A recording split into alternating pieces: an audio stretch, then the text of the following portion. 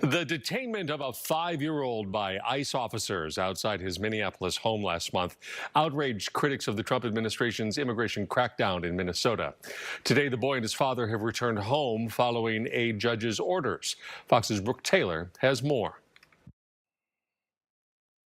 A 5-year-old and his father, recently detained by Immigration and Customs Enforcement officers, returned to Minnesota Sunday. According to Congressman Joaquin Castro, Liam Ramos and his dad were released from a family detention center in Texas after a judge ordered it. The sad tragedy of all of this is that Liam is emblematic of the inhumanity of our detention system and ICE operations.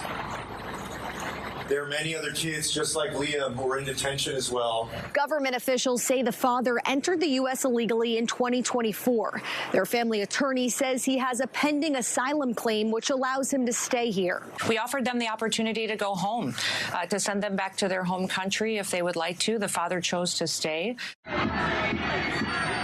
The detainment of the pair, originally from Ecuador, increased nationwide outrage against the Trump administration's immigration crackdown in Minnesota after nearby neighbors and school officials claimed ICE officers used the preschooler as, quote, bait by telling him to knock on his door so his mother would answer. But the Department of Homeland Security tells a different story.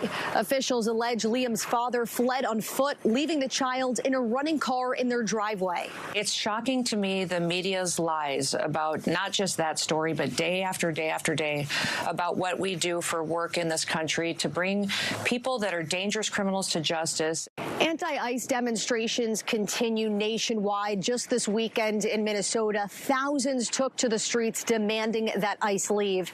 In Minneapolis, Brooke Taylor, Fox News. Now we're going to get over into the next video, but I don't know what happened there. Two different sides are giving two different stories. I think it would be a lot better if, just like the police, ICE were required to wear body cameras. But I don't know if the funding will make that happen. But that just seems to clear up anything. Make sure the right person is held responsible. I think body cameras would solve a lot of the problems. But it's still a question on if you feel like illegal immigrants should be deported from our country. But let's get over into this next video and see what else we can find out. Right, now we want to get to a story so many of you have shown interest in. A 5-year-old and his father, who were detained by ICE in Minnesota, are waking up in their own home this morning. A judge ordered their release from a detainment facility in Texas over the weekend. Congressman Joaquin Castro, a Democrat from Texas, said he escorted Liam Ramos and his father back to Minnesota yesterday. And federal officials are grappling with the fallout from the immigration crackdown in that state. DHS Secretary Kristi Noem is under the microscope over the shooting death of Alex Preddy. On 60 Minutes, Senate Homeland Security Committee Chair Rand Paul said the department has to restore trust. Should Secretary Noem be fired? I think we have to get through our hearing February 12th, and I think we have to see what the people who work for her say. But my advice to them, if they're watching and they come to testify, is if you come in and you're going to justify that this man was aggressively assaulting your police officers, that cannot be acceptable, and that's why they're lacking in trust. 100% right. You think about it. As soon as this shooting happened with Alex Peretti, they immediately came out and said that he was holding a gun. But video showed that he was not holding a gun.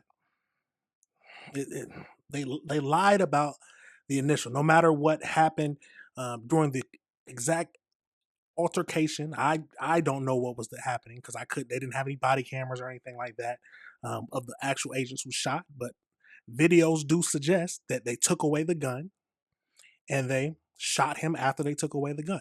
So they definitely need to restore trust to people. But the trust has been going downhill for a long time. Our newly announced CBS News immigration correspondent, Camilo Montoya Galvez, is here with me in studio to discuss this. Camilo, good morning and congratulations on your elevation. So well earned. How were Liam and his father able to get back to Minnesota? So many people have been captivated by this story. Yeah, Errol, Liam Conejo Ramos and his dad are back in Minnesota because of a scathing court ruling by a federal judge in Texas who wrote in part that the family's detention, Errol, has its genesis in the ill-conceived and incompetently implemented government pursuit of daily deportation quotas, apparently even if it requires traumatizing children. So this federal judge in Texas strongly criticized the Department of Homeland Security over the detention of Liam and his dad earlier in January. We should note that the Department of Homeland Security says the family from Ecuador is in the country illegally in violation of federal immigration law and that they should face deportation. They do have a pending immigration court case that has to be adjudicated, Errol, before any deportation effort. But for the time being, they remain out of government custody so they can continue that process outside of a detention center. They were being held in a detention center in Texas, and you saw Liam wearing that blue bunny hat that he was wearing on the same day when he was detained earlier in January. And there's so much more to this story still. In a CBS News exclusive, you actually spoke with the man agents were pursuing when Alex Preddy was shot. What did he tell you? Well, his name is Jose Huerta Chuma. He's told us that he's an Ecuadorian immigrant who came to the U.S. over 2 decades ago in the early 2000s, and that he's in the country without permission. He has a minor criminal record. He says he has traffic violations, and he was arrested back in 2018 in connection to a domestic violence dispute with his partner at the time. He was somebody who was convicted of disorderly conduct, but that case was ultimately dismissed, and he's now in hiding, he tells us, because the Department of Homeland Security, Errol, is actively looking for him, calling him a violent, criminal, illegal alien. That is the statement from the Department of Homeland Security. And what he told us is that he witnessed the entire shooting and that it felt horrible, according to him, to be watching that and not being able to do anything. And he also told us, importantly, that he feels some sense of guilt over what happened because, again, he was the reason that Border Patrol was there in the first place, actively looking for someone to arrest. Interesting perspective some may not have considered. I also want you to mention some of your new reporting on this matter. Now, they said he had a domestic violence incident with his partner. So could you consider that violent? Well, let's keep going. Facility in Texas where there was a measles outbreak. Yeah, this is the Dilley Family Detention Center. It's actually the facility where Liam and his dad were being held in Texas. Now the Department of Homeland Security, Errol, has confirmed that 2 detainees actually have confirmed cases of measles, and because of that, ICE has halted all movement in the facility, and there are concerns about a broader outbreak in ICE detention. Right now, ICE is housing more than 70,000 people in detention centers across the country, Errol. So much to watch. Yeah, measles is on the rise. Measles is on the rise. We'll talk about that another day. Let's go over to this last video, see if they tell us anything different. A lot of you know this little face. We begin this half hour with an update to the story of a little boy detained by immigration agents. He is 5-year-old Liam Ramos, detained along with his father, Adrian Ramos, and taken to a Texas ICE facility. Well, over the weekend, a judge ordered both son and father released. Texas Democratic Congressman Joaquin Castro escorted the duo back to Minnesota. CBS News correspondent Omar Villafranca is live in the Twin Cities, where a lot of people were really glad to hear this. So a lot of people hear that the little boy has been freed, but they wonder if he's still in a precarious position or is he safe from ICE?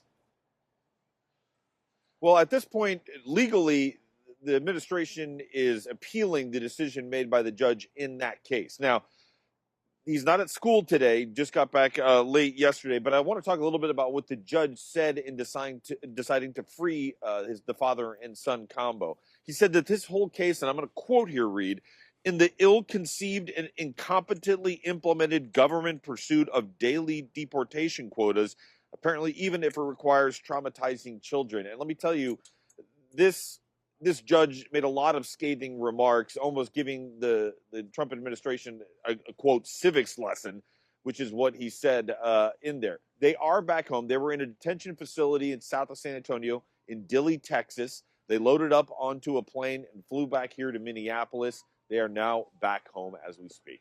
We also understand that you have some news about the school district where Liam attends. Yes, it's a school district called Columbia Heights, and they were supposed to have school today, even though there's snow on the ground and it's cold. This is regular for folks in Minnesota, but early overnight, the Columbia Heights Police Department said that there was a credible threat. It was a bomb threat, apparently, and they wouldn't have enough time to sweep the school in time for kids to come in. So basically, they decided to cancel school today. And in fact, the message they sent out to teachers, siren passes by, was do not even come to the school, the facility at all. I was messaging with an administrator who said they're not even going on campus. They're staying away. School's expected to kick off again tomorrow. Oh, scary for the kiddos after so many other headlines. Yeah. Now, this is a crazy situation. I've said that about a lot of stuff, but tell me your thoughts, y'all. Tell me your thoughts. We know that both him and his father are illegal immigrants. Now, they're right now facing, so they can't be deported by ICE or they can't be detained because they are facing, because of the judge order, and they are facing an asylum claim.